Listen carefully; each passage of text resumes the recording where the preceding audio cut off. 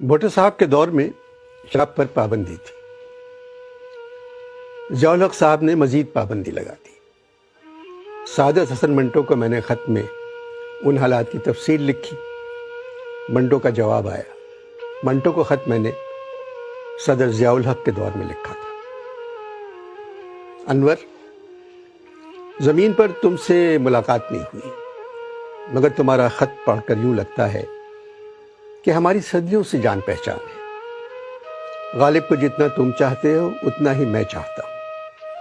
ہندوستان میں جو فلم مرزا غالب بنی تھی وہ کہانی میں نے لکھی تھی۔ سریا مجھے پسند تھی، مگر مجھے معلوم نہیں تھا بھارت بھوشن مرزا غالب کا کردار ادا کریں گے۔ تمہیں پاکستان سے محبت ہے؟ مجھے بھی پاکستان سے محبت تھی۔ پارٹیشن کے بعد عصمت چغتائی نے مجھ سے کہا، آپ پاکستان جا کر کیا کریں گے؟ میں نے کہا، عصمت، وہاں ہم ہی ہم ہوں گے۔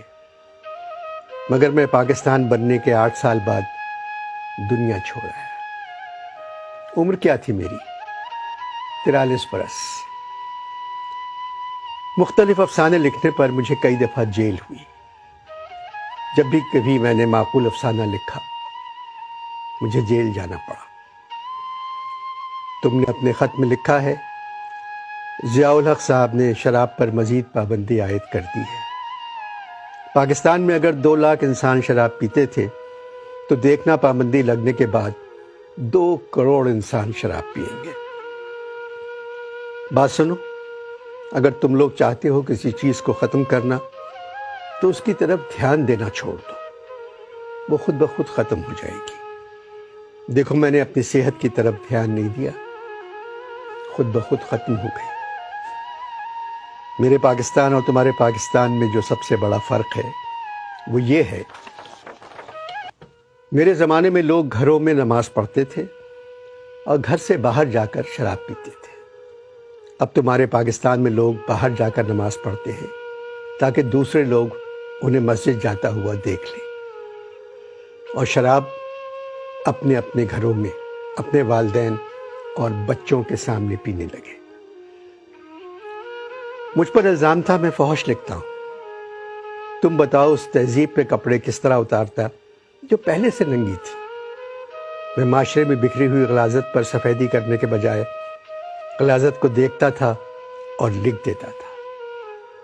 ان لوگوں نے ایک محلے میں لوگوں کے جانے پر پابندی لگائی، نتیجہ کیا نکلا؟ وہ محلہ تو خالی ہو گیا، مگر لاہور میں بڑی بڑی سوسائٹیاں محلہ بن گئی۔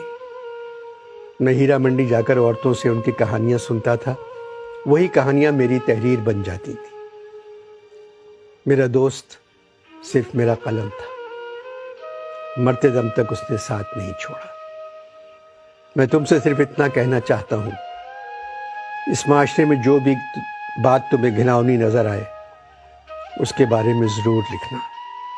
اور مجھے بہت سو نے بتایا ہے تم لکھتے بھی ہو اور منہ پر بھی کہہ دیتے ہو۔ انور، میں نے کبھی جھوٹ نہیں بولا، تمہارے یہاں کوئی سچ نہیں بولتا۔ طوائفوں سے میری دوستی صرف اس لیے تھی کہ وہ سچ بولتی تھی، جو کچھ ان پہ گزرتی تھی وہ بیان کر دیتی تھی۔ مجھے اپنے کرداروں سے ہمیشہ محبت رہی، اور تمہارے ملک میں بسنے والے جاہلوں کو نفرت، جبکہ اکثر ان جاہلوں سے میری ملاقات اسی محلے میں ہوتی تھی۔ تم نے لکھا ہے، میں اردو ادب کا سب سے بڑا افسانہ نگار ہوں۔ مجھے صرف ایک بات کی خوشی ہے، جس دن میرا انتقال ہوا اس دن تعزیت کرنے والوں کا ہجوم میرے گھر پہ نہیں تھا۔ یہی سچے اور بڑے ادیب کی پہچان ہے، سچ پر مرنے والا تمہارا منٹو۔